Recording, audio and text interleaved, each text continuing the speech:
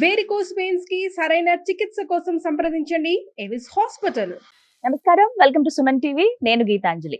ప్రస్తుతం మనతో పాటు ఇస్కాన్ నుంచి ప్రణవానంద ప్రభుజీ ఉన్నారండి. అలాగే వారిని డైరెక్ట్ గా ప్రశ్నలు అడిగేందుకు, వారికి ఉన్నటువంటి సందేహాలు నివృత్తి చేసుకునేందుకు కొంతమంది యువతని ఆహ్వానించాము. ఈ రోజుల్లో చూస్తున్నాం కదా, స్పిరిచువాలిటీ, ఆధ్యాత్మికత అనేది యువతలు ఎక్కువగా పెరగటం కావచ్చు, దైవారాధనలో వాళ్ళు ఉండడము, దైవం గురించి కొన్ని విషయాలు తెలుసుకోవటము, వారికి ఉన్నటువంటి సందేహాలు నివృత్తి చేసుకోవడం చూస్తున్నాం. అందులో భాగంగా ప్రణవానంద గారిని రిక్వెస్ట్ చేశాము. ఖచ్చితంగా వారికి సమాధానాలు ఇస్తామన్నారు. వారిని స్టూడియోకి ఆహ్వానించాము. అలాగే వారు అడిగేటువంటి ప్రశ్నలు ప్రత్యక్షంగా మీరు కూడా వినండి, మీ సందేహాలు కూడా నివృత్తి అవుతాయని భావిస్తున్నాం. ఇక కార్యక్రమాన్ని ప్రారంభిద్దాము. ప్రభుజీ నమస్కారం అండి.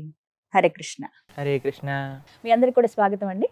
ప్రభుజీ, ముందుగా నా ప్రశ్న, ఆడవాళ్ళు పీరియడ్స్ లో ఉన్నప్పుడు ఆలయాలకు వెళ్ళకూడదు అనేది ఎప్పుడు ఒక క్వశ్చన్. అందరికీ తెలిసిందే ఇది, ఎందుకంటే ఇళ్లలోనే పక్కన కూర్చోబెడతారు, ఇంట్లో కనీసం దీపం పెట్టే ప్రదేశానికి కూడా వెళ్ళనివ్వరు, ఆ గాలి కూడా తాకనివ్వని ప్లేస్ లో కూర్చోబెడతారు. అయితే దీని మీద ఒక పెద్ద డిబేటే జరుగుతుందండి. గత కొద్ది రోజులుగా చూస్తున్నాం కొన్ని కొన్ని ఇష్యూస్. ఎలా అంటే అదేం తప్పులేదు, చేసుకోవచ్చు, చక్కగా పూజ దానిదే ఉందంటారు కొంతమంది. దేవాలయానికి వెళ్ళే ఏం కాదంటారు కొంతమంది. లేదు లేదు వెళ్ళకూడదని, వెళ్ళొచ్చని, అది కూడా 3 days అని, 5 days అని, ఇలా రకరకాల డిస్కషన్లు ఎప్పుడు జరుగుతూనే ఉంటాయి. అసలు ఇలాంటి సమయంలో ఎందుకు పూజించొద్దని చెప్పారు? ఫస్ట్ ఆ రీజన్ తెలుసుకోవాలనుకుంటున్నాను. ఇప్పుడు ఒక మాతృమూర్తిగా మీకు తెలుసు, ఆ సమయంలో we don't feel like doing anything. ఇప్పుడు డాక్టర్స్ అందరూ ఏమంటారంటే రెస్ట్ తీసుకోండి అని చెప్తారు, బీ కంఫర్టబుల్, బీ హ్యాపీ అని అంటారు. శాస్త్రం కూడా ఒక మాతృమూర్తులకు ఉండే ఆ అవస్థని చూసి వాళ్ళు ఏమన్నారంటే కష్టపడాల్సిన అవసరం లేదు, గుడికి రావాల్సిన అవసరం లేదు, పూజలు పునస్కారాలు అంటే ప్రొద్దున పూట లేవాలి, తల స్నానాలు చేయాలి, తర్వాత మీకు తెలుసు కదా ఎంత శుచి మడి ఇవన్నీ కావాలి, ఇవన్నీ వద్దు, హాయిగా మీరు భగవన్నామం చేసుకోండి. భగవన్నామానికి ఏ అవస్థలో ఉన్నా సరే ఏం పర్వాలేదు. ఇప్పుడు చూడండి, ద్రౌపదీదేవి వస్త్రాభరణాని కోసం కురుసభకి లాగినప్పుడు అదే అవస్థలో ఉండింది. కానీ ఆవిడ హే ద్వారకా నిలయాచ్యుత గోవింద పుండరీకాక్ష అంటే భగవంతుడు రాలేదండి. అంత లేదు లేదు నేను 5 రోజుల తర్వాత వస్తాను. పరమాత్మకి ఏమీ డిఫరెన్సియేషన్ లేదండి. మనకి సామాజికంగా, మానసికంగా, ఆరోగ్యపరంగా ఆలోచించి ఒక వ్యవస్థ పెట్టారు. ఇప్పుడు చూడండి, ఒక వ్యక్తి మరణించాక కొన్ని రోజుల పాటు ఆరాధన చేయకూడదు, 10 రోజుల్లో. ఎందుకంటే వాళ్ళు ఎక్సెసివ్ గా బాధలో ఉంటారు ఆ సమయంలో. ఇప్పుడు పూజ చేయాలి, దీపం పెట్టాలి, అవి చేయాలి, ఇవి చేయాలి అంటే వాళ్ళు ఆ బాధలో చేయలేరేమో అని ఈ 10 రోజులు చేయకనానా అని చెప్పారు. ఎంత కన్సిడరేట్ చెప్పండి శాస్త్రం మనకి. ఒక శాస్త్రం అని ఏమని ఇచ్చినప్పుడు మనం పాటించకుండా లేదు నేను ఇప్పుడే చేస్తాను అని అంటే మూర్ఖత. కాబట్టి మనకి ఎప్పుడైతే వీలుంటుందో, నీకు 25 రోజులున్నాయి ఆరాధన చేసుకోవడానికి, 25 రోజుల్లో నేను గుడికి వెళ్ళను, కానీ ఇదే టైంలో గుడికి వెళ్తాను. కొన్ని ఆలయాలలో స్త్రీలని అలౌ చేయరు అని, కొన్ని ఆలయాల్లో నియమాలు ఉన్నాయి, వాళ్ళ నియమాలు. లేదు మేము వెళ్ళి తీరుతాం. ఎక్కడ మనకి కొన్ని ఆలయాలు ఉన్నాయి, అక్కడ కేవలం స్త్రీలే ఆరాధన చేస్తారు, స్త్రీలకి ఎలౌడ్ ఉంటుంది, పురుషులకి ఎలౌడ్ ఉంటుంది. కొన్ని దగ్గర వ్యవస్థని గౌరవించడం, భక్తి అంటే ఏంటో తెలుసా అండి, శాస్త్రాన్ని గౌరవించడం, వ్యవస్థని గౌరవించడం, ఇది అన్నిటికంటే ముఖ్యంగా మనం తెలుసుకోవాలి. ఎప్పుడైతే మనం పెద్దల పట్ల నమ్మకం ఉంటుందో, పెద్దలు చెప్పిన మాట ఎప్పుడైనా సరే మనకి మంచిది మనం యాక్సెప్ట్ చేయడం ఫస్ట్ లక్షణం అన్నమాట. కాబట్టి ప్రతిదానికి మనం రెబెల్ అయిపోయి నేను ఇది చేసే తీరుతాను అని అనుకుంటే ఇంకా అలాంటి వాళ్ళని ఎవరు కాదు. కానీ ఆలయంలో కొన్ని వ్యవస్థలు ఉన్నాయి, శుచి, శుభ్రత అవన్నీ ఉంటాయి. వాటన్నింటినీ పాటించుకొని 5 days రెస్ట్ తీసుకొని చక్కగా భగవన్నామం చేసుకుంటూ ప్రవచనం వింటూ ఉండండి, భగవద్గీత భాగవతం వింటూ ఉండండి. భగవన్నామం చెప్పడానికి, ప్రవచనాలు వినడానికి ఎటువంటి ప్రాబ్లం లేదు. చక్కగా 24 గంటలు భగవన్నామ స్మరణ చేసుకోవచ్చు. ఆ సమయంలో చక్కగా ప్రవచనాలు వినటం, దాంట్లో ఎటువంటి ప్రాబ్లం లేదు. 2 విషయాలు చేయకూడదు ఏంటి అంటే భగవంతుడి ఆరాధన, ఆలయానికి వెళ్ళటం. ఈ 2 ఆపేసండి, మిగతా అన్ని చేసుకోండి బ్రహ్మాండం. తెలిసి తెలియకుండా ఒకవేళ ఆలయంలో ఉన్నప్పుడు అలా జరిగింది అనుకోండి, తెలియక చేసిన తప్పుకి అయిపోయింది నువ్వు పదా అని పట్టుకుంటాడండి భగవంతుడు. కృపా స్వరూపం, భక్తవాత్సల్యుడు అండి ఆయన. తెలియక చేయని తప్పుకి ఏమీ ప్రాబ్లం ఉండదు. తెలిసి తప్పు చేయకూడదు, అది గుర్తుపెట్టుకో. ఆ సమయంలో కనీసం మీరు దైవనామస్మరణ కూడా చెయ్యొద్దు, ఏ చాంటింగ్స్ గానీ ఏవి చెయ్యొద్దని కొంతమంది. భగవన్ నామానికి మంత్రం కాదు, భగవన్ నామానికి ఎటువంటి రూల్స్ కూడా లేవు. హరే కృష్ణ కృష్ణ కృష్ణ హరే హరే, హరే రామ రామ రామ హరే హరే, ఇది షోడసాక్షర నామ్నాం కలి కల్మషనాశనం నాతర పరతరోపాయ సర్వవేదేషు దృశ్యతి. ఈ నామాన్ని మీరు ఎంత చేస్తే అంత మంచిది, బ్రహ్మాండంగా చేసుకోవచ్చు, ఎటువంటి ప్రాబ్లం లేదు. కాబట్టి శాస్త్ర మన ధర్మము వాజ్ జస్ట్ కన్సిడరేట్. కాబట్టి ఆ శాస్త్రాన్ని ఇచ్చిన ఆ వాక్కుని మనం గౌరవిస్తూ మనం ఆలయానికి, భగవత్ సేవకి, భగవత్ ప్రత్యక్ష ఆరాధనకి దూరంగా ఉండి భగవన్ నామస్మరణకి, భగవంతుడు చెప్పిన చక్కటి ప్రవచనాలు వినటంలో ఎటువంటి ప్రాబ్లం లేదు. చక్కగా వివరించారు ప్రభుజీ. మరి కొందరు ప్రశ్నలు అడిగేందుకు సిద్ధంగా ఉన్నారు. ముందుగా మీ పేరు, ఎక్కడి నుంచి వచ్చారు, మీ ప్రశ్న. హరే కృష్ణ గారు, నా పేరు వీర్నాథ్. మేము ఇక్కడ హైదరాబాద్ నుంచి వస్తున్నాం. సో నా ప్రశ్న ఏంటంటే, ఆలయాలకు వెళ్ళినప్పుడు హారతిపల్లెంలో దక్షిణ వేయకపోతే కొంతమంది అర్చకులు తక్కువ చూపుతో చూస్తారు, అంటే మా భక్తుల మనోభావాలు దెబ్బతినేలా చూస్తారు. సో దీని కారణంగా పేదవారి రావడం సంఖ్య తగ్గిపోతూ వస్తుంది. సో దీనికి మీరు ఏం చెప్తారు? నేను ఒక విషయం చెప్తానండి. ఆలయంలో అర్చకత్వం చేయటము, భగవంతుని చూసుకోవటం, భగవంతుడికి ప్రొద్దున నుంచి రాత్రి దాకా కైంకర్యములు చేయటం, వచ్చే వందలాది మంది భక్తులకి తీర్థ ప్రసాదాలు ఇవ్వటం, ఆలయంలో ఉండే ఉత్సవాలు చూసుకోవటం ఎంత కఠినమైన విషయం తెలుసా అండి. మనము ఎక్కడికి వెళ్ళినా సరే, ఇప్పుడు ఒక హోటల్కి వెళ్ళారనుకోండి, వాళ్ళు అడక్కకుండా మనం టిప్ పెట్టేసి వస్తాం. హోటల్ వాడు ఎంత డబ్బులు అక్కడ వేస్తే హోటల్లో బేరం ఆడతారా మీరు ఎప్పుడైనా? ఇది 250 రూపాయలు కట్టలేను, 200 కడతానండి అంటారా? లేదండి, మేము టిప్ ఇవ్వకుండా హోటల్ నుంచి వస్తారు చాలా మంది. అదొక ప్రెస్టేజ్ గా, తప్పకుండా నేను ఇంత టిప్ ఇస్తాను, పక్కన వాడు ఇంత ఇస్తే నేను ఇంత ఇస్తాను అని పెట్టేసి వస్తాను. కానీ నాకు అర్థం కాని విషయం ఏంటి అని అంటే, ఎక్కడ డబ్బులు పెట్టడానికి సంకోచించని వాళ్ళు కేవలం ఆలయంలో అర్చకుడికి ఇవ్వడానికి ఎందుకు ప్రాబ్లం? అర్చకుడు ఏదైనా చేసుకోవచ్చండి జీవితంలో. మంచి సాఫ్ట్వేర్ ఉద్యోగం చేయొచ్చు, ఎంతో లెక్చరర్ అవ్వచ్చు, ప్రొఫెసర్ అవ్వచ్చు, ఏదైనా అవ్వచ్చు. అన్నిటినీ వదిలేసి ఒక అర్చకత్వం చేస్తూ, భగవంతుణ్ణి సేవ చేస్తూ, ఒక ఆలయ వ్యవస్థని కాపాడే వ్యక్తికి ఇవ్వటంలో ఏంటండి నష్టం చెప్పండి? అన్ని చోట్ల ఇస్తున్నామే, మనం ఆలయంలో ఎందుకు ఇవ్వద్దు? నిజంగా చెప్పాలి అని అంటే, ఇప్పుడు ఒకళ్ళు చెప్తుంటే మేము విన్నాం, అర్చకులకి ఇప్పుడు పెళ్ళవటం చాలా కష్టం అండి. ఎందుకంటే అందరు అంటున్నట్ట, పౌరోహిత్యం చేస్తే మేము పెళ్లి చేసుకోము, మాకు కూడా సాఫ్ట్వేర్ జాబ్ వాళ్ళు కావాలి అని. కాబట్టి ఎంత అన్యాయం చెప్పండి. ఇప్పుడు అర్చకులందరూ కూడా వేరే వేరే జాబులు చేసేస్తున్నారు అనుకోండి, అప్పుడు ఆలయాన్ని చూసుకునేది ఎవరు? మన సనాతన ధర్మం ముందుకెళ్ళేది ఎలా వెళ్తుంది? ఎంతో మంది మేము దక్షిణ భారతదేశంలో మందిరాలకు వెళ్ళినప్పుడు, అమెరికాలో పెద్ద పెద్ద జాబులను వదిలేసి సనాతన ధర్మ పరిరక్షణ కోసం ఆలయ వ్యవస్థ నడవాలి అని వాళ్ళ పూర్వీకుల ఆరాధన చేసే ఆలయంలోకి వచ్చి సేవలు చేస్తున్నారు. శ్రీరంగ క్షేత్రంలో మొన్న మేము వెళ్ళినప్పుడు ఇద్దరు అక్కడ తలిగ స్వాములను కలిసామన్నమాట. వాళ్ళకి పెద్ద లక్షల రూపాయలు ఉండే ఒక జాబ్ వదిలేసుకొని వాళ్ళ ఆలయంలో భగవంతుడికి నైవేద్యాలు తయారు చేస్తున్నారు. ఎందుకు? ఆ సేవ కంటిన్యూ అవ్వాలి, మేము చేయకపోతే నెక్స్ట్ జనరేషన్ ఎలా చేస్తుంది? కాబట్టి ఫస్ట్ మనం అర్చకులను గౌరవించడం నేర్చుకుందాం. భగవంతుడి పట్ల మనం చూపించే ప్రేమ, మనకుండే గౌరవం, ఫస్ట్ ఆయనని ఆరాధన చేసే వ్యక్తి ద్వారా మనం భగవంతుడి దగ్గరికి వెళ్ళటం నేర్చుకోవాలి. కాబట్టి ఎప్పుడు కూడా చూడండి, ఆయన అవుట్ రైట్ గా మీరు చెప్పినట్టు జనాల్ని కోపం చేయకూడదు, అది కూడా మంచి విషయం కాదు. కానీ మనమే ప్రేమతో ఆ అర్చకుడికి ఇచ్చి దండం పెట్టి, అయ్యా నువ్వు నిరంతరం 24 గంటలు భగవంతుడు సేవ చేస్తున్నావు కదా, నీ ఆశీర్వాదం ఉంచు, నువ్వు బాగుండాలి అని ఒక 10 రూపాయలు మీకు తోచినంత డబ్బులు ఇవ్వటంలో ఏంటండి కష్టం చెప్పండి? మనం అన్నిటికీ ఇవ్వడానికి సిద్ధం అవుతున్నామే. దేనికి ఎవరైనా సరే బయటకు వెళ్ళినప్పుడు మనం దేనైనా చెప్తున్నావా? సినిమా టికెట్ వాడికి చెప్తున్నావా? లేదు, వాడు ఎంత ప్రైస్ చెప్తే వాడు. హోటల్ వాడికి చెప్తున్నావా? ఎంత ప్రైస్ చెప్తే వాడు. అన్ని చోట్ల ఉంటుంది. కానీ ఆలయానికి వచ్చేసరికి ఎందుకు అందరూ ఆలోచిస్తారో నాకు అర్థం కాదు. కాబట్టి మేము ఎక్కడికి వెళ్ళినా సరే, మీకు ఒక విషయం చెప్తాను, మేము ఎక్కడికి వెళ్ళినా సరే, ఏ ఆలయంలో దర్శనం చేసుకున్నా సరే, నిజంగా చెప్పాలంటే మాకు జేబులు లేవు, డబ్బులు ఉండవు, అయినా సరే మా పక్కనుండే మాతో పాటు వచ్చే భక్తులు నేను అడిగి మేము ఆ అర్చకుడి యొక్క చేతిలో పెట్టి వాళ్ళ ఆశీర్వచనం స్వీకరిస్తాను తప్పకుండా. కాబట్టి అది మంచి పద్ధతి. ఆలయ వ్యవస్థ నడవాలి, ఆలయ వ్యవస్థలో భగవంతుడి యొక్క సేవ నడవాలి అని అంటే ఇవ్వటంలో ఎటువంటి తప్పైతే నాకు కనిపించదండి. మీరేమంటారు? సంతోషం. Right, okay. మరొక ప్రశ్న. పేరు సూర్య, నేను ఏలూరు జిల్లా నుంచి వచ్చాను. మనం ఎదుటివారితో స్నేహం చేయాలంటే అతను మంచివాడో చెడ్డవాడని ఎలా తెలుసుకోవాలి? చాలా మంచి ప్రశ్న. Qualities. Friend in need is a friend in deed అని అంటారు. ఇప్పుడు చూడండి, మనకేమనిపిస్తుందంటే ఫ్రెండ్షిప్లో మనం ఏం చేసినా నువ్వే తోపురా, నువ్వే హీరోరా, నువ్వేది కావాలంటే అది చేయరా అని మనల్ని ఇచ్చేసే వాళ్ళే మనకి నిజమైన ఫ్రెండ్ అని అనిపిస్తుందండి. అది నిజమైన ఫ్రెండ్షిప్ కాదు. నిజమైన ఫ్రెండ్షిప్ అంటే మనం తప్పు చేస్తుంటే అవుట్ రైట్గా నువ్వు తప్పు చేస్తున్నావు, ఇది చేయకూడదు అని ఎవరైనా చెప్పారనుకోండి, వాడు నిజమైన శ్రేయోభిలాషిగా మనం అర్థం చేసుకోవాలి. ఎవరైనా అన్నారనుకోండి, ఏయ్ నువ్వు సిగరెట్ తాగావా, రేయ్ తాగురా అప్పుడే, నువ్వు మొగాడు అయితే సిగరెట్ తాగు అని అన్నారనుకోండి, వాడు నీ ఫ్రెండ్ కాదు.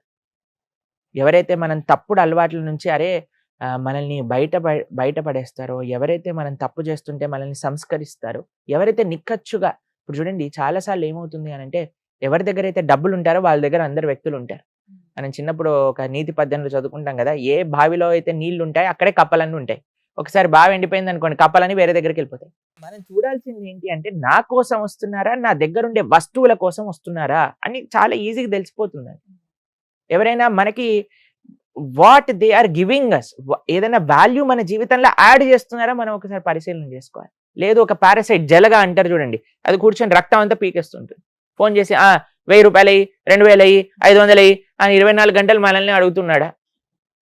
అందుకే మనకంటారు, ఎంతమంది నీతోటి ఉన్నారు అని ఎలా తెలుస్తుందంటే, నీవు ఒక కంట్లో నుంచి ఒక కన్నీటి దార కార్చినప్పుడు ఎంతమంది చేతులు వస్తాయి దాన్ని తుడపడానికి, అంతమంది నీతోటి ఉన్నవాళ్ళు అని చెప్తారు.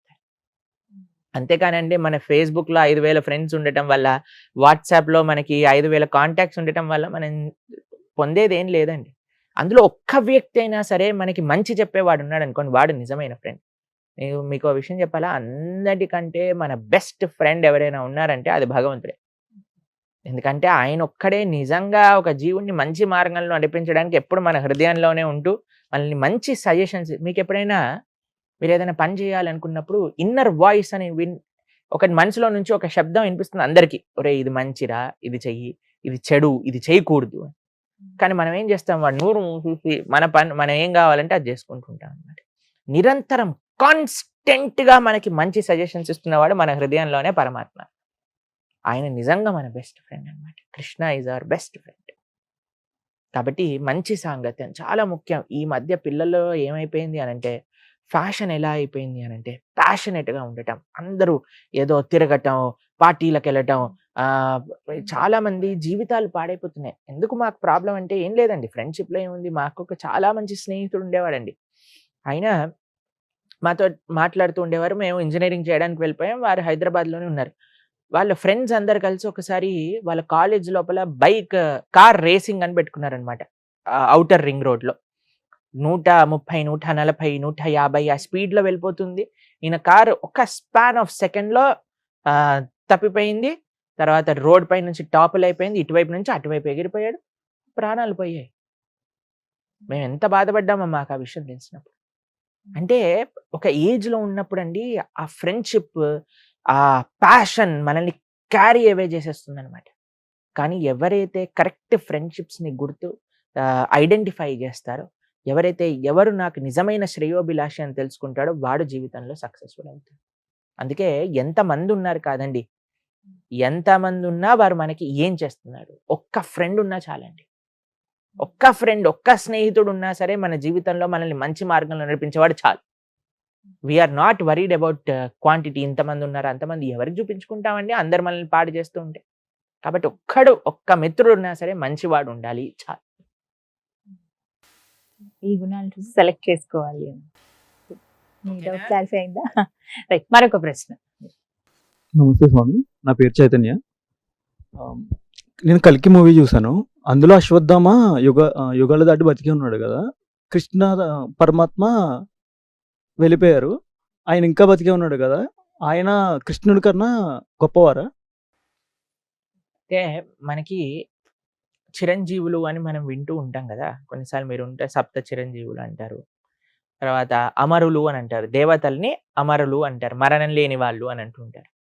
కొన్నిసార్లు మానవుడిని మృత్యలోకానికి చెందినవాడు అని అంటారు. మానవుడికి మరణం ఉంది, దేవతకి మరణం లేదు. ఇంకో విషయం చెప్తాను, మానవుడికి మరణం ఉంటుంది, పుట్టిన ప్రతివాడు చావక తప్పదు. దేవతల సంగతి ఏంటి, వాళ్ళు స్వర్గంలో ఈ అమృతాన్ని తాగుతూ ఉంటారు కదా, మరి వాళ్ళకి మరణం లేదా అని అంటే దేవతలు కూడా మరణించాలి. దేవతలు కూడా వాళ్ళ వాళ్ళ పోస్ట్ లో నుంచి తొలగిపోయి క్షీణే పుణ్యే మర్త్యలోకం విశంతి అని అంటారు. ప్రతి ఒక్క దేవతకు కూడా వాళ్ళ కాలమానం బట్టి 100 ఏళ్ళు వాళ్ళు బతుకుతారు. అయిపోగానే మళ్ళీ మానవుడుగానో ఏ జన్మ వాళ్ళకి రాసుంటే ఆ జన్మకు పుట్టాల్సిందే. చిరంజీవుల సమయం ఏంటి అనంటే చిరంజీవులు ప్రళయం అయ్యేంత వరకు బ్రతికుంటారు. ప్రళయంలో వాళ్ళు కూడా వెళ్ళిపోతారు. ఎప్పటికీ మరణం లేకుండా ఉండే వ్యక్తి భగవంతుడు మాత్రమే. గజేంద్రుడు అందుకే లోకంబులు లోకేశులు తెగిన తుది అలోకంబగు పెంచీకటి నవ్వండెవ్వడు ఏకాకృతినై వెలుగుండో అతనినే సేవింతుండంటే. కాబట్టి మనం సేవ చేయాల్సింది కేవలం భగవంతుని మాత్రం, ఇంకెవ్వరిని మనం సేవ చేయాల్సిన అవసరం లేదు. ఎందుకంటే ప్రతి ఒక్కళ్ళు వాళ్ళ వాళ్ళ సమయం బట్టి వెళ్ళిపోవాల్సిందే. మనుషుడు ఇన్ని సంవత్సరాలకు వెళ్ళిపోతే, దేవతలు అన్ని సంవత్సరాలకు వెళ్ళిపోతారు, చిరంజీవులు అన్ని సంవత్సరాలకు వెళ్ళిపోతారు. కేవలం భగవంతుడు, భగవంతుడి యొక్క లోకంలో ఉండే పార్షదులు మాత్రమే శాశ్వతం, ఇంకెవ్వరు శాశ్వతం కాదు. కాబట్టి ఇందాక మీరు అన్నట్టుగా కృష్ణుడు వెళ్ళిపోయాడు, అశ్వత్థామ ఉన్నాడు అని అంటే ఏం లాభం? కృష్ణుడు వెళ్ళిపోయింది ఏదో శరీరాన్ని విడిచిపెట్టలేదు. కృష్ణో స్వదాగోపగతే అని అంటుంది భాగవతం. ఆయన స్వలోకానికి, ఆయన గోలోకానికి చేరుకున్నారనమాట. కాబట్టి అశ్వత్థామ ఉన్నాడు, ఆయన సరే వెళ్ళిపోవాల్సిందే. అశ్వత్థామ చేసిన పనులు ఏంటో తెలుసా అండి మీకు? ఎంత అన్యాయమైన పని చేశాడో తెలుసా అశ్వత్థామ?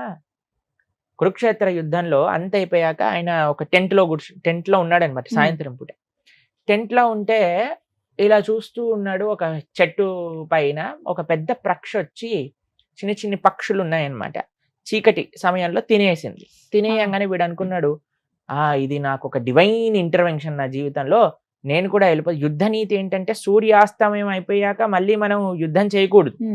అయితే ఏం పర్వాలేదు, ఇది నాకు ఒక ఐడియా అని అనిపించి ఏం చేశాడంటే పాండవులు ఉండే ప్రదేశానికి వెళ్ళాడు.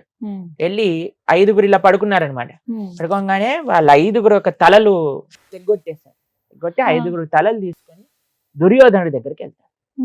నేను 5గురు పాండవుల్ని చంపేశా అనగానే చాలా ఆనందపడతారు దుర్యోధనుడు. కానీ వీడికి పాండవుల్ని చంపేంత సీన్ లేదు అశ్వత్థామకి. సరే ఒకసారి టెస్ట్ చేస్తాను అని ఒక తలని ఇవ్వమన్నాడు అనమాట. తలని తీసుకొని, ఎటువంటి దుర్యోధనుడు అంటే ఆల్మోస్ట్ శరీరాన్ని విడిచిపెట్టే స్థితిలో ఉన్నాడు, తొడలన్నీ విరిగిపోయి పడిపోయాడు. ఆ కొద్దిపాటి శక్తితో తలని లానంగానే మొత్తం ముక్కలు ముక్కలు అయిపోయింది తల. అప్పుడు చెప్తాడు, ఒరే ఇది పాండవులు కాదురా, పాండవులు పిల్లలైన ఉప పాండవులు, పిల్లల్ని చంపేసేసాడనమాట అశ్వత్థామ. దుర్యోధన లాంటి దుష్టుడు అన్నాడు. కనీసం నేను అనుకున్నా ఈ అందరు పోతే కనీసం ఉప పాండవులు కురు వంశాన్ని ముందుకు తీసుకెళ్లే వాళ్ళైనా బ్రతుకుంటారని, నువ్వు వాళ్ళని కూడా చంపేశావు, ఎంత దుర్మార్గుడివిరా, ఎంత అన్యాయం చేసావురా నువ్వు అన్నట్టు. అయినా సరే ఊడుకోలేదు అశ్వత్థామ. పరీక్షిత అభిమన్యు యొక్క భార్య అయిన ఉత్తర గర్భంలో ఉండే పరీక్షితుడు లాస్ట్ ఎయిర్ అన్నమాట వాళ్ళ యొక్క కుటుంబానికి, కురు వంశానికి. వాడిపైన కడుపులో ఉండే పిల్లవాడి పైన బ్రహ్మాస్త్రాన్ని వదులుతాడు. అంత దుర్మార్గు. కాబట్టి కానీ ద్రౌపదీదేవి పరమ భాగవతోత్తమరాలు కాబట్టి క్షమించేసేయి అని చెప్పగా కృష్ణుడు ఆయన పైన ఉండే మణిని తీసేసి, మెల్టింగ్ ఫార్మ్ తెలుసు కదా మీకు, అశ్వత్థామ మెల్ట్ అయిపోతూ ఉంటారనమాట శరీరం. అయినా సరే ఆయనకి ఇంతకు ముందు ఉన్న వరం చేత ఆయన తిరుగుతూ ఉంటారు అలా అంటారు. కాబట్టి చిరంజీవి అవ్వటం పెద్ద గొప్ప విషయం ఏం కాదండి. మీకు ఒక విషయం చెప్తాను. శాస్త్రంలో ఒక లోమస మహర్షి అని ఒకళ్ళ గురించి చెప్తారు. ఆయన ఎటువంటి కుటీరం ఉండేది కాదట. ఎప్పుడు కూడా అరణ్యంలో తిరుగుతూ ఉండేవారట, జపం చేసుకుంటూ భగవన్నామని. అయితే అందరు ఋషులు మునులు అడిగేవాళ్ళట, అయ్యా నువ్వు కుటీరం కట్టుకోవచ్చు కదా, ఆశ్రమంలో ఉండొచ్చు కదా అంటే నాకు టైం లేదు అనేవాళ్ళట. అందరు ఆశ్చర్యపోయేవాళ్ళట, ఈయనకు టైం లేదా, ఈయనకు టైం లేదా. ఏంటో తెలుసా అండి ఆయనకు ఉండే వరం, ఒక్క బ్రహ్మగారి సమయం. బ్రహ్మగారు కొన్ని కోట్ల సంవత్సరాలు బ్రతుకుతారు. ఆయన 100 ఏళ్ళు అవ్వాలి అంటే కొన్ని కోట్ల సంవత్సరాలు పడుతుంది. అటువంటి బ్రహ్మగారు ఒక్కళ్ళు పోతే ఆయన శరీరంలో ఉండే ఒక్క వెంట్రుక పడిపోతుంది. లోమస మహర్షికి ఉన్న వరం ఏంటి అంటే శరీరం పైన ఉండే అన్ని వెంట్రుకలు పోతే కానీ ఆయన పోడనమాట. అలాంటి వ్యక్తి అంటున్నారంటే నాకు సమయం లేదు అని అంటే మనం మాత్రం తర్వాత చేస్తాం, ఎల్లుండి చేద్దాం, అవతల ఎల్లుండి చేద్దాం అంటే. చూడండి ఎంత విచిత్రమో, చూడండి మనుషులకి ఎంత విచిత్రం. అటువంటి వ్యక్తి భగవంతుడికి పూర్తి శరణాగతుడై ఎప్పుడు నిరంతరం భగవన్నామ స్మరణ చేస్తుంటాడు. కాబట్టి చిరంజీవి కేవలం చిరంజీవి అవ్వటం వల్ల గొప్ప విషయం కాదు, భగవంతుని ఆశ్రయించడంలో, భగవంతుడి యొక్క సేవ చేసుకోవటంలో నిజమైన అస్తిత్వం ఉన్నది. సరే, మరొక ప్రశ్న. నా పేరు వెంకటేశ్వర, నేను భీమవరం నుంచి వచ్చాను. ఇప్పుడు ఎవరైనా చనిపోతే ఇక్కడ భగవద్గీత పెడతారు కదా, అది ఎందుకు? చనిపోయిన వాడికి భగవద్గీత కాదు, వీడు ఎలానో పోయాడు మీరైనా బాగుపడండి రా అని భగవద్గీత వినిపిస్తున్నారండి. యాక్చువల్గా శాస్త్రంలో ఏం చెప్పారంటే చనిపోయిన వ్యక్తి దగ్గర గరుడ పురాణము, దాని తర్వాత అంటే చనిపోయిన సమయంలో ఆ 10 రోజులు 11 రోజులు 13 రోజులు ఒక్కొక్క ఉంటుంది. వ్యవస్థ బట్టి అయితే వాళ్ళకి ఏం చెప్తారు అని అంటే ఆ సమయంలో భగవద్గీతను వినిపించాలి, గరుడ పురాణాన్ని వినిపించాలి, భాగవతాన్ని వినిపించాలి అని చెప్తూ ఉంటారు. ఎందుకు అని అంటే చనిపోయిన వాడు ఎలానో పోయాడండి, కానీ అక్కడికి వచ్చినప్పుడు ఆ వ్యక్తులందరూ కూడా ఈయన ఎలాగనో పోయాడు, జీవితాన్ని మార్చుకోలేదు, కనీసం మీరైనా బాగుపడండి, మీకైనా ఒక మంచి మార్గాన్ని చూపించడానికి అప్పుడు చెప్తారండి. ఇప్పుడు ఏం చేసేసారంటే ఆ చనిపోయిన వ్యక్తిని తీసుకెళ్లే బండ్లో భగవద్గీత ఆన్ చేసేస్తారు, అంతే, ఇంకెవ్వరు వినరు. వాళ్ళు ఏదో వీళ్ళ లోకంలో వీళ్ళు ఉంటారు, ఆ భగవద్గీత అలా అలా వెళ్ళిపోతూ ఉంటుంది. శ్లోకాలు, భగవద్గీత శ్లోకాలు చెప్పడం ముఖ్యం కాదు, భగవద్గీత ప్రవచింపచేయాలి. ఎందుకు భగవద్గీత అని అంటే మీరు చూడండి, ఒక మషిన్ కొన్నా, ఒక ఫోన్ కొన్నా, ఒక వాచ్ కొన్నా, ఒక ల్యాప్టాప్ కొన్నా, ఏది ఒక గ్రైండర్ కొన్నా, ఓవెన్ కొన్నా, ఏది కొన్నా సరే దాంతోపాటు ఒక మాన్యువల్ వస్తుంది. మాన్యువల్ చూసామనుకోండి ఆ మషిన్ ఆపరేట్ చేయడం చాలా ఈజీ అనమాట. మొన్నే మేము ఒక డివైస్ తో చాలా స్ట్రగుల్ అయ్యాము, ఏం చేయాలి ఎలా పెట్టాలి ఏం అర్థం కావట్లేదు. ఎప్పుడైతే మాన్యువల్ చూసామో చాలా ఈజీగా తెలిసిపోయింది ఎలా చేయాలి అని. అలానే మన మానవ శరీరం కూడా ఒక యంత్రం లాంటిదే, ఆ యంత్రం ఎలా యూజ్ చేయాలో చెప్పింది భగవద్గీతలో. మానవ శరీరానికి ఒక మాన్యువలే భగవద్గీత. ఈ వ్యక్తి ఎలానో పోయాడు, బాగుపడలేదు, కనీసం వచ్చిన వారైనా వింటారేమో. ఎందుకంటే అండి ఒక వ్యక్తి చనిపోయినప్పుడు ఆయన వ్యక్తిని కాల్చేటప్పుడు అందరికీ ఒక రకమైన వైరాగ్యం కలుగుతుంది. చూసారా ఈయన ఇంత సంపాదించాడు, ఏమి తీసుకెళ్ళలేదు, ఏమి పట్టుకొని వెళ్ళలేకపోయాడు, అన్నిటిని ఇక్కడే వదిలేశాడు, కనీసం బట్టలు కూడా ఉండవండి, అలా కాల్చేస్తాడు వ్యక్తిని. కాబట్టి ఏది మనతోటి రాదు, తల్లి గర్భం నుండి ధనము తేడెవ్వడు, వెళ్ళిపోయేడి నాడి వెంటరాడు. కాబట్టి ఆ సమయంలో అందరూ కూడా ఏంటి ప్రపంచం ఏంటిది అనే ఒక ఆలోచనలో ఉన్నప్పుడు భగవద్గీత, భాగవతం, గరుడ పురాణం ఎప్పుడైతే వాళ్ళు వింటారో దాంట్ లోపల ఉండేవి తెలుసుకుంటారో, లేదు నేను ఈ వ్యక్తిలా ఉండకూడదు, నేను మారాలి, నేను మంచి కార్యాచరణ చేయాలి, ఇప్పుడు నేను చేస్తున్న తప్పులు తెలుసుకొని మంచి మార్గంలో ముందుకెళ్ళాలి అనే ఒక ప్రేరణ కలగడానికి అనమాట భగవద్గీత, భాగవతం చెప్పేది. కాబట్టి కేవలం ప్లే చేయకూడదండి, ఒక మంచి భక్తుణ్ణి, శాస్త్ర పరిజ్ఞానం కలిగిన పండితుణ్ణి తెచ్చి భగవద్గీత, భాగవతమో, గరుడ పురాణమో ప్రవచింపజేస్తే అందరు వచ్చి కూర్చొని విని వారు జీవితాన్ని మార్చుకుంటే మంచిది. అందుకోసం భగవద్గీత చెప్పించండి అని చెప్తారు. కానీ అది కాస్త మారిపోయి ఎవరైతే చనిపోతారో అక్కడ మాత్రమే నెంబర్ 1 కదండి అన్ని సాంప్రదాయాల్ని పాడు చేసేయటంలో. కాబట్టి మనిషి తెలుసుకొని ఎప్పుడైతే మారుతారో అప్పుడే మన ధర్మం అనేది ముందుకెళ్తుంది. మరొక ప్రశ్న. హరే కృష్ణ గురుజీ, నా పేరు గణేష్, సత్యసాయి జిల్లా నుంచి వచ్చాను నేను.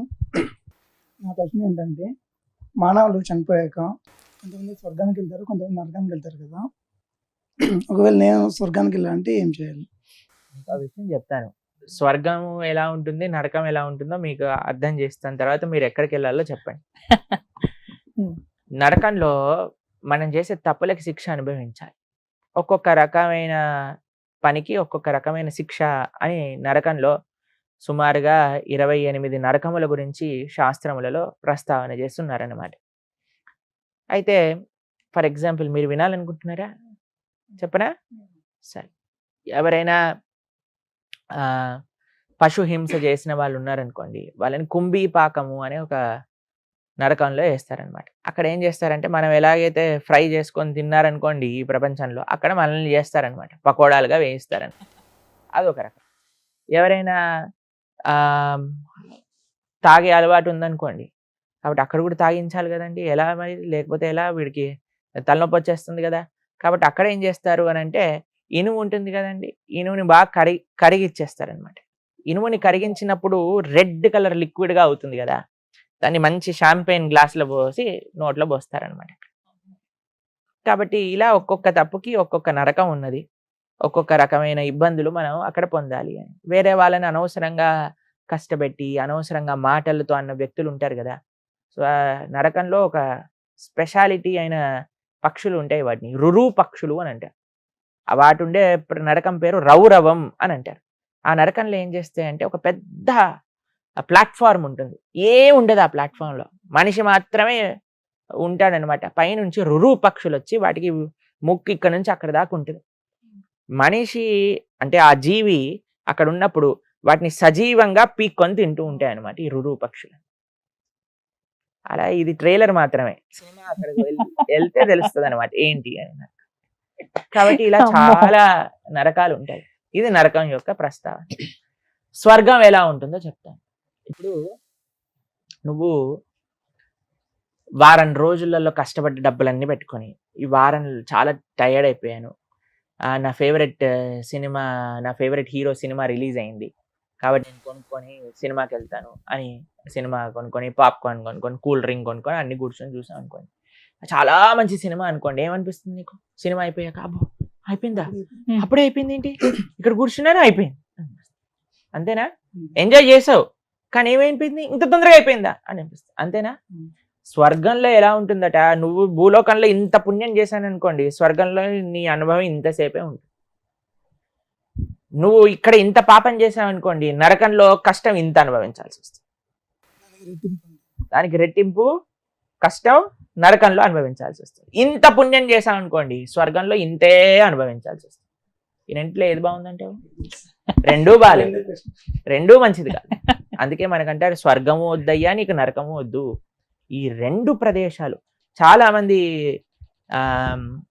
చాలా మటుకు చాలా మంది రిలీజియన్స్ లో కేవలం స్వర్గం నరకం ప్రస్తావనే ఉంది, అండ్ హెవెన్. అవునండి. కానీ మన సనాతన సంస్కృతిలో ఒక స్పెషల్ ఆఫర్ ఉంది, ఏంటో తెలుసా అండి? స్వర్గము వెళ్ళినా వేస్తే, నరకము వెళ్ళినా వేస్తే, భగవంతుడి యొక్క లోకానికి వెళ్తే, ఏ లోకానికి వెళ్ళినా సరే ఆ బ్రహ్మ భువనాలోక పునర్ ఆవృత్తిను అర్జున మాముపేత్యతు కౌంతేయ పునర్జన్మ న విద్యతే. భగవంతుడు శ్రీకృష్ణ పరమాత్మ ఉన్న ప్రదేశానికి వెళ్ళారనుకోండి, మళ్ళీ తిరిగి రావాల్సిన అవసరం ఉండదు. ఆ పరమాత్మ లోకంలో ఒక విచిత్రం ఉంది, ఏంటో తెలుసా అండి? అక్కడ మనకి కష్టం లేదు, ఇసుమంత కష్టం కూడా ఉండదు అనమాట. ఆ లోకం ఎటువంటిది అని అంటే కేవలం అత్యున్నతమైన ఆనందంతో కూడుకున్న లోకం.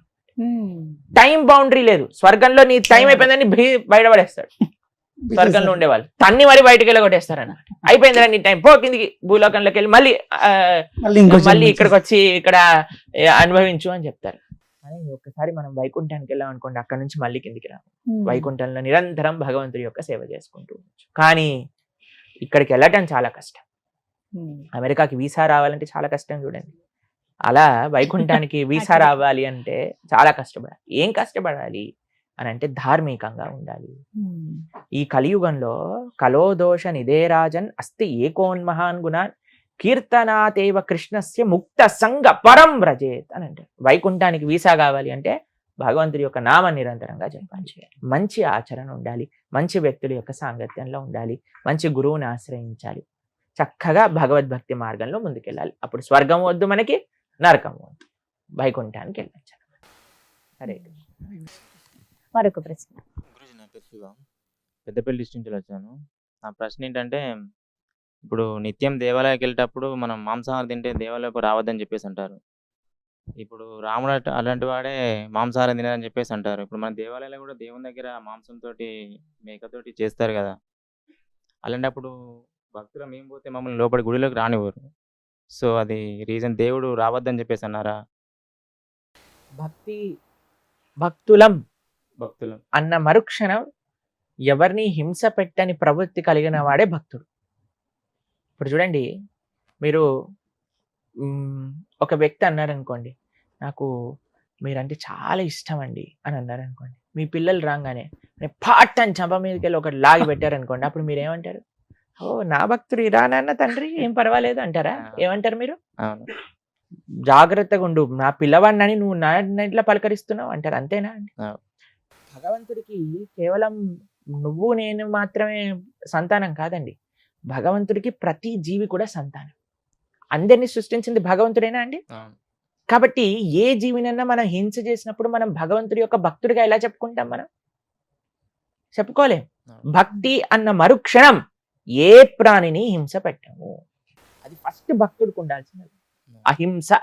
కృష్ణుడు ఎన్నిసార్లు భగవద్గీతలో ఈ విషయం చెప్పారు, అహింస అహింస అహింస. తెలిసి తెలిసి ఎవ్వరికి ఇబ్బంది పెట్టకూడదు, ఇది ముఖ్యమైన విషయం. ఫస్ట్. సెకండ్ది, రాముడు మాంసాహారాన్ని తిన్నాడు. మీకు ఒక విషయం చెప్తాను.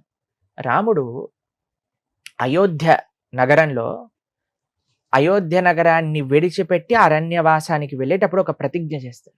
ఏమంటారో తెలుసా అండి? మీకు ఒక విషయం చెప్పానా? రాముడు మాట తప్పడెప్పుడు, ఈ విషయం తెలుసా మీకు? ఆయన ఇచ్చిన మాట, తండ్రి ఇచ్చిన మాట కోసమే ఆయన రాజ్యం వదిలేసి వెళ్ళిపోయాడు. ఎవరిచ్చిన మాట? తండ్రి ఇచ్చిన మాట. ఇంకా ఆయన ప్రతిజ్ఞ చేస్తే ఎలా ఫాలో అవుతాడండి? రామ మాట రామ బాణం ఎప్పుడు వెనకాలకి వెళ్ళదు, అంతే కదండి. రాముడు ఒక ప్రతిజ్ఞ చేస్తాడు, నేను ఈ అరణ్యవాసంలో ఉన్నంత సమయం సాధువుగా నార బట్టలు వేసుకొని కంద మూలాలు మాత్రమే స్వీకరిస్తాను అని అయోధ్య నగరంలో ఉన్నప్పుడే ప్రతిజ్ఞ చేసి రాముడు వెళ్ళాడు.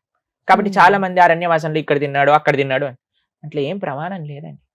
సంస్కృతము శాస్త్రము చదవటం వల్ల అర్థం కాదండి. శాస్త్రము గురుముఖత విన్నప్పుడు అర్థమవుతుంది. ఇప్పుడు చూడండి, మీకు మెడికల్ కాలేజ్ బుక్స్ ప్రతి షాప్ లో ఉంటాయి. మీరు వెళ్ళి నేను అన్ని మెడికల్ కాలేజ్ బుక్స్ అన్ని చదివేశాను, నేను ఇప్పటి నుంచి డాక్టర్ అని అంటే ఎవడైనా ఒప్పుకుంటాడండి? ఇది చెప్తే అలాంటి డాక్టర్ దగ్గరికి మీరు వెళ్తారా అండి? వెళ్తారా? మీరు చెప్పండి, వెళ్ళరు కదా. మీరు ఒకరు అన్నారు అనుకోండి, నేను మొత్తం సివిల్ ఇంజనీరింగ్ బుక్స్ చదివేశాను, నేను మీ ఇల్లు కడతాను. నేను అనుకో, అరే మా ఇల్లు కట్టకరా, పక్కింటి ఇల్లు కట్టు, కూలిపోయింది అనుకోండి మా ఇదంతా అయిపోతుంది, అంతే కదండి. కాబట్టి చాలా మంది ఇలా మాట్లాడే వాళ్ళందరూ ఏదో వాళ్ళంతటా వాళ్ళు ప్రయత్నం చేసి ఇక్కడ అది ఉంది అక్కడ ఇది ఉంది అని చెప్పేవాళ్ళు.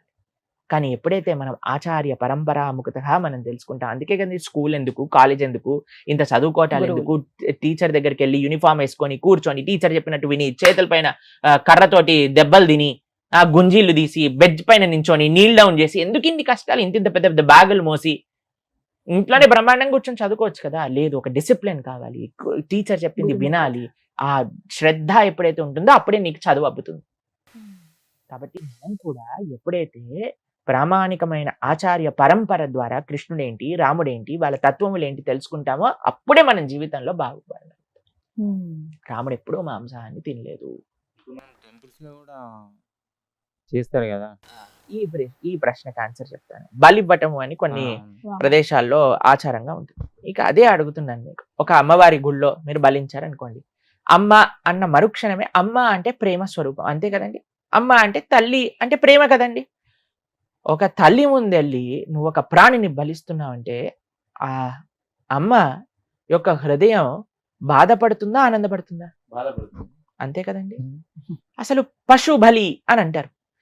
ఏంటి బలివ్వాలి అని కానీ మీరు ఆలోచిస్తే పశువుని కాదండి, మనిషిలో కూడా పశువుగా ఉండే కొన్ని ప్రవృత్తులు ఉంటాయి. అందుకే మనం అంటాం కదండి, ఎప్పుడైనా ఎవరైనా పిచ్చి పిచ్చిగా బిహేవ్ చేశారనుకోండి, మనిషివా పశువువా అంటాం. అవునా? తిట్టారా మీరు ఎవరైనా అలా? తిట్టారా మీరు? కాబట్టి మనిషివా పశువువా అన్న పశుత్వం ఉంది చూడండి, దాన్ని భగవంతుడికి బలివ్వాలి. ఆ ఏవైతే చెడు గుణాలు ఉన్నాయో వాటిని అమ్మవారికి ఇవ్వాలి, కానీ పశువుని తెచ్చి బలివ్వకూడదు. కాబట్టి అది చాలా తప్పు, ఎవ్వరూ దాన్ని స్వీకరించారు. కాబట్టి సాత్వికమైన ఆరాధన, సాత్వికమైన భగవద్ ఆరాధనే శ్రేష్టము. ఇది చాలా ముఖ్యం. హరే కృష్ణ. ఇంకొక క్వశ్చన్ అడుగుతారా ఎవరు? ఇప్పుడు మనం నిత్యం ఇంట్లో తాబేలు విగ్రహాన్ని పెడుతున్నారు దేవుని దగ్గర. కొంతమంది పెడుతున్నామో మంచి జరగదంటారు, కొంతమంది పెడుతున్నాం మంచిగా జరుగుతుంది అని చెప్పేసి అంటారు. ఇప్పుడు తాబేలు విగ్రహం దేవుని దగ్గర పెట్టుకోవచ్చా పెట్టుకోకూడదా? తాబేలు ఉన్నా తాబేలు లేకపోయినా ఇంట్లో ధార్మికంగా ఉండకపోతే మంచి జరగదు. తాబేలు మన జీవితాన్ని నిర్ధారించదండి, మన మనస్తత్వం జీవితాన్ని నిర్ధారిస్తుంది. తాబేలు ఒకటి పెట్టేసుకొని నేను ఇది నచ్చినట్టు నేను ఉంటాను అని అంటే దానివల్ల తాబేలు ఏం చేయలేదు అటువంటి వాడిని. కాబట్టి కొన్ని సూచనలు ఉన్నాయి, కొన్ని పాజిటివ్ ఎనర్జీని వైబ్రేట్ చేసే కొన్ని విషయాలు చెప్తారు. ఇంట్లో దీపం పెట్టుకోవటం, ధూపం పెట్టుకోవటం, తర్వాత చక్కటి పుష్పములు ఉండటము, తాబేలు, జలము, ఇవన్నీ ఉండొచ్చండి. కానీ అన్నిటికంటే ప్రధానం ఏంటి అని అంటే ఇంట్లో ఏముండాలి అంటే భగవద్ ఆరాధన చేస్తూ ఉండాలి, ధార్మికంగా ఉండాలి. అటువంటి ఇంట్లో ఎవ్వడూ ఏం చేయలేదు. కానీ ఏ ఇంట్లో అయితే పూజ, ధర్మము, ధార్మికత, భగవన్నామము ఇలాంటివి ఏం లేవో అదంతా నెగిటివిటీ తోటి స్ప్రెడ్ అయిన ఇంట్లో తాబేలు పెట్టారనుకోండి, పాపం ఆ తాబేలు ఏం చేస్తుంది? తాబేలు అసలే మెల్లగా నడిచే ప్రాణాయ. కాబట్టి ఏం చేయలేదు పాపం, అది సాత్విక జంతువు, పర్వాలేదు. తాబేలు కూడా పెట్టుకోండి, మంచిగా కూడా ఉండండి, భగవన్ నామం కూడా చెప్పండి, ఆరాధన కూడా చేస్తూ ఉండండి, అప్పుడు మంచిది అవుతుంది. హరే కృష్ణ. గురుజీ, ప్రస్తుత సమాజంలో మత మార్పిడి అనేది పెద్ద మహమ్మారి అయిపోయింది. ఎవరు చూసినా మన హిందువులని డైరెక్ట్ గానీ ఇండైరెక్ట్ గానీ మత మార్పిడి చేస్తున్నారు. వేరే మతాల వారిని మన హిందువులు ఎవ్వరే కానీ ప్రలోభ పెట్టలేదు మీరు మా మతంలోకి రండి అని. సో ఈ మత మార్పిడి మీద మీ ప్రధాన ఉద్దేశం ఏంటి? మీరు అన్నట్టుగా మత మార్పిడి చాలా జరుగుతుంది అని మనం సమాజంలో చూస్తున్నాం. దానికి ముఖ్యమైన కారణం ఏంటి అంటే హిందువులో చైతన్యం లేదు. ఇప్పుడు చూడండి, నేను రేపు ప్రొద్దున ఎవరైనా మీకు తెలిసిన వారు ఈ పక్కింటి వాళ్ళ ఇంట్లోనే ఒకరిని తీసుకొచ్చేసి ఈ రోజు నుంచి ఇదే మా అమ్మ అన్నారనుకోండి, మీరు ఏమంటారు? రే ఆ అమ్మని మార్చేసావు ఏంట్రా? ఏం లేదు, ఈమె బాగా వంట చేస్తుందట, అందుకోసమే నా అమ్మ కావాలనుకుంటున్నాను అంటే ఏమంటారండి మీరు? వాడు ఎంత మూర్ఖుడు ఉన్నాడా ఇంకోడు? కాబట్టి కృతజ్ఞత లేని వ్యక్తులు ఏదో ప్రలోభాలకి, అంటే ఈ జనాలు తప్పే కాదు, అటువైపు ప్రలోభ పెట్టే వాళ్ళ మనస్తత్వం కూడా అలానే ఉంది. చాలా మంది మేము రీసెర్చ్ చేసాం ఎందుకు వెళ్ళిపోతున్నారు అని అంటే, చాలా మంది ఎందుకు ఈ మార్గంలోకి వెళ్తే డబ్బుల కోసం వెళ్ళిపోతున్నారు. కాబట్టి ఎందుకు ఇలాంటి ఇవి చేస్తున్నారంటే వాళ్ళకి డబ్బులు కూడా ఇస్తారట. ఇంతమంది మారిస్తే ఇంత డబ్బులు ఇస్తాము, ఇంతమంది కన్వర్ట్ చేస్తే మీకు ఇంత కమిషన్ వస్తుంది. తెలుసా మీకు? ఇవన్నీ వినే ఉంటారు, మీ అందరికి తెలుసు కదా ఇక్కడ ఉన్న వాళ్ళందరికీ. కాబట్టి అదో బిజినెస్ అవుతుంది. ప్లస్ మీకు నిజంగా మారినవాడు వాడి యొక్క మతాన్ని చెప్పుకోలేడు, ఎందుకంటే వాళ్ళకి వచ్చే రిజర్వేషన్స్, వాళ్ళకి వచ్చే పథకాలు అన్ని పోతాయి చెప్పుకుంటా. కాబట్టి నిజంగా మారిపోయావు నువ్వు మతం అంటే ధైర్యంగా చెప్పుకో కదా, మతం మారిపోయాను, ఇది నేను ఇది కాదు అని. చూడండి ఎంత తెలివిగల వాళ్ళు. వాళ్ళకి గవర్నమెంట్ నుంచి కావాల్సిన పథకాలు కావాలి, ఇటు మన ధర్మము వద్దు. ఎంత ప్రమాదకరమైన శక్తిగా మార్చేస్తారు చూడండి. చాలా ప్రమాదకరమైన పరిస్థితి ఒకటి నెలకొల్లుతుంది. అన్నిట్లో ముఖ్యమైనది ఏంటి అంటే హిందువులలో చైతన్యం లేదు. ఎంతమంది మీరు భగవద్గీత చదివారా మీరు? అందుకే మరి వేరే వాడు చెప్పాం కానీ బాగుంది కదా అనిపిస్తుంది. మనల్ని మనం చదవకపోయాం అనుకోండి, వేరే వాడు చెప్పింది బాగా అనిపిస్తుంది కదా. మనం చదువుకుంటే మన విషయాలు మనం వింటే ఎంత బాగుండేది. వేరే వాడు వచ్చి ఇది ఇలా అదలా అని చెప్పినప్పుడు వాడికంటే ఒరే నీకంటే 100 రెట్లు నా గీతలో ఉంది, చూపించనా అని చూపించచ్చు. వేరే వాళ్ళు అన్నారు అనుకోండి, ఈ నీళ్లు చల్లుతాయి, ఖర్చిప్పిస్తాయి, ఆయిల్ పూస్తాను, నీకు రోగాలు పోతాయి అని అంటే ఎలా నమ్ముతున్నారంటే జనాలను? అసలు అర్థం కాదు నాకు. అంటే వారికి అసలు నిజంగా అంటే ఇంకితమైన కామన్ సెన్స్ ఉందా లేదా అనిపిస్తుంది కొన్ని. కానీ కొన్ని ఈ మధ్య జరిగిన కొన్ని పబ్లిక్ టాక్స్ లో కానీ కొన్ని సర్వేలు కానీ ఇలా ఏంటంటే, కొంతమంది దగ్గరికి వెళ్ళి మైక్ పెట్టినప్పుడు మీరు ఏ మతం అని అడుగుతున్నారు. వారిని అడిగినప్పుడు పలానా హిందూ, క్రిస్టియన్, ముస్లిం ఇలా చెప్పాక, క్రిస్టియన్ అయితే మీరు బైబిల్ చదివారంటే నేను రోజు చదువుతాను, మా అమ్మగారు చదువుతారు, మా నాన్నగారు చదువుతారు, నేను అలా చదువుతాను, నేను ఇంత పూర్తి చేశాను, లేకపోతే 2-3 సార్లు చదివానని చెప్తున్నాను. అదే ఖురాన్ విషయానికి వస్తే చదివామంటున్నారు. అదే హిందూస్ దగ్గర మాట్లాడేటప్పుడు మాకు అలా నేర్పించలేదండి రోజు చదవమని, మేము ఇప్పటివరకు అయితే అసలు భగవద్గీత చదవలేదండి. లోపం ఎక్కడుందండి? అదే కదా, మొత్తం వ్యవస్థలో ఉంది లోపం. తల్లిదండ్రుల దగ్గర నుంచి, విద్యా వ్యవస్థ దగ్గర నుంచి, అమ్మమ్మల తాతయ్యల దగ్గర నుంచి, టీచర్ల దగ్గర నుంచి అందరిలో ఉన్నది లోపం. అంటే పాఠ్యాంశంగా ఉంటే బాగుంటుంది, ఇది ఖచ్చితం చేస్తే పాఠ్యాంశం ఎంత ఖచ్చితం చేసినా సరే జనాలకి ఆ ఇంట్రెస్ట్ అనేది లేదు కదా. మన దాంట్లో ధర్మం కాపాడుకోవాలి, అందరికి అనిపిస్తుంది నా ధర్మం ముందుకెళ్ళాలి, నా ధర్మం విస్తృతం అవ్వాలి. వాళ్ళు ఆల్ రాంగ్ మీన్స్ యూజ్ చేస్తున్నారు. ఒకడు గన్ను పట్టుకుంటున్నాడు, కత్తి పట్టుకుంటున్నాడు, ఇంకొకడు ఆయిల్ పట్టుకుంటున్నాడు, ఖర్చిప్ పట్టుకుంటున్నాడు, నీళ్లు పట్టుకుంటున్నాడు. వాళ్ళ ప్రయత్నం వాళ్ళు హుక్ ఆర్ క్రుక్ అని ప్రయత్నం చేస్తున్నారు. కానీ మన ధర్మం ఎప్పుడు అలాంటి పైశాచికమైన పనులు చేయలేదు. మన ధర్మం సాత్వికంగా ఎంతో మంచిగా ప్రవచన మార్గంతో ధర్మాన్ని పరీక్షించుకోవాలని. కానీ ప్రవచనానికి వచ్చేవాడు ఎవడు? అందరికీ బిగ్ బాస్ చూడాలి, అందరికీ వెబ్ సిరీస్ చూడాలి, అందరికీ ఇన్స్టాగ్రామ్ లో రీల్స్ చూడాలి. కానీ ఎవరికి ఎంతమంది ప్రవచనం వినడానికి వస్తున్నారండి? అనవసరమైన విషయాలు చూడటంలో నెంబర్ 1 హిందువులు అయిపోయారు. అవునా కదా? చెప్పండి. పిల్లలందరినీ, చిన్న పిల్లల్ని కూర్చోబెట్టి చూపించేస్తున్నారు సీరియల్ అన్ని. చిన్న పిల్లలకి సినిమాలు చూపించేస్తున్నారు. సినిమాలలో, సీరియళ్లలో ఇప్పుడు ఎలాంటి ఎన్ని నెగిటివ్ విషయాలు చూపిస్తున్నారంటే అవన్నీ పిల్లలకి అవసరమా? ప్రవచనాన్ని చెప్పేసి పిల్లలకి అర్థం కాదేమో అండి, ఇవి అర్థం అవుతాయి కానీ అది అర్థం కాదా? ఎంత విచిత్రం చూడండి. కాబట్టి మన ధర్మాన్ని మనమే రక్షించుకోవాలి. కాబట్టి మీరందరూ ఇక్కడ ఉన్న వాళ్ళందరూ గీత చదవండి, అప్పుడు మన ధర్మాన్ని మీరు చదవండి, పక్కన వాడికి చెప్పండి. నాకు డౌట్, ఇప్పుడు హిందువులకి రామాయణం ముఖ్యమా లేకుంటే భగవద్గీత ముఖ్యమా? రామాయణము, భగవద్గీత, భాగవతము ఈ 3 ముఖ్యమే. మరి క్రిస్టియన్స్ కి బైబిల్, ముస్లిమ్స్ కి ఖురాన్. అలా అనుకుంటే హిందువులకి ప్రాథమికమైన ఫౌండేషనల్ పుస్తకం ఏ సంప్రదాయానికి చెందిన వాళ్ళైనా సరే, హిందువులకు ఒక పుస్తకం చెప్పండి ప్రభుజీ, ఇది తప్పకుండా అందరూ అధ్యయనం చేయవలసిన పుస్తకం ఏదన్నా ఉంటే అది గీత, భగవద్గీత. శంకరాచార్యుల నుంచి మొదలు పెట్టుకుంటే అందరు ఆచార్యులు చెప్పిన విషయం ఒకటే, భగవద్గీత హిందువులకి ప్రాథమిక అన్నిటికంటే ముఖ్యమైన గ్రంథము. కాబట్టి మీరు ఒక పుస్తకం చెప్పండి హిందూ ధర్మంలో అంటే భగవద్గీత. భగవద్గీతను చదవండి, భగవద్గీతను వినండి, భగవద్గీతను అర్థం చేసుకోండి. సనాతన ధర్మం అంటే ఏంటో అర్థం.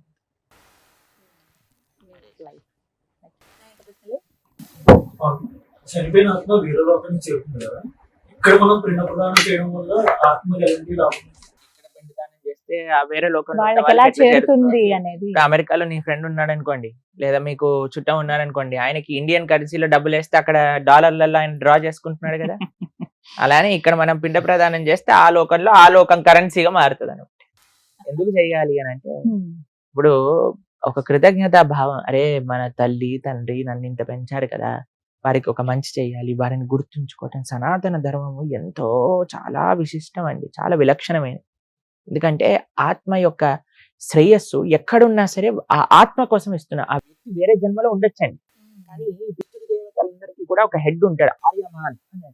ఆయన ఏం చేస్తారంటే పిల్లలు చేసే ఆ తర్పణాలు కానీ, ఆ కార్యములు కానీ, ఆ పుణ్యాన్ని మొత్తం కూడా తీసుకుని ఒక బ్యాంక్ లో పెట్టుకుంటారు అనమాట. మళ్ళీ ఈ జీవుడు వచ్చేసరికి ఈ పుణ్యాన్ని యాడ్ చేస్తారు దాంట్లో.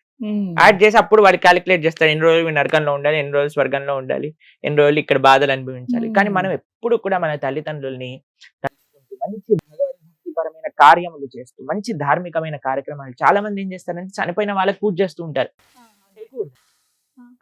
చనిపోయిన వాళ్ళకి పూజ చేయాల్సిన అవసరం లేదు. చనిపోయిన వారి తరపున మనం భగవంతుడికి, అయ్యా నేను మా అమ్మగారి తరపున నాన్నగారి తరపున నీకు ఈ ఆరాధన చేస్తున్నా, దీంట్లో ఉండే నువ్వు వాళ్ళ యొక్క ఆత్మలకి శాంతిని చేకూర్చుగాక, వారిని మంచి సద్గతులు పొందేటట్టుగా దీవించుగాక, వారి తరపున యాజ్ అ రిప్రజెంటేటివ్ మనం చేయాల్సిన అవసరం ఉన్నదన్నమాట. కాబట్టి ఇది చాలా ముఖ్యం. కాబట్టి మనం ఏదైతే మన పితృదేవతల కోసం, ముఖ్యంగా తల్లిదండ్రుల కోసం కానీ పూర్వీకుల కోసం కానీ ఎప్పుడు ధార్మికంగా ఉండాలి, మంచి పనులు చేస్తూ ఉండాలి. మనం ఏ మంచి పని చేసినా, ఏ దైవ కార్యం చేసినా సరే వాళ్ళని తలుచుకుంటూ చేయాలన్నమాట. అది a way of showing our gratitude to them. ఇది మర్చిపోకూడదు. చాలా మంది ఇప్పుడు ఏమంటున్నారు తెలుసా అండి, తల్లిదండ్రులు మేము అంతిమ సంస్కారాలు కూడా చేయము, ఆర్గన్ డొనేషన్ చేసేస్తాము, పడేస్తాము అని. ఎందుకంటే వాళ్ళకి ఆ నమ్మకాలు లేదు. చాలా మంది తల్లిదండ్రులు వాపోతూ ఉంటారన్నమాట. కానీ సనాతన ధర్మంలో చాలా ముఖ్యం తల్లిదండ్రుల్ని గుర్తించుకుంటూ వాళ్ళ కోసం మనం ధార్మికంగా ఉండటము అని.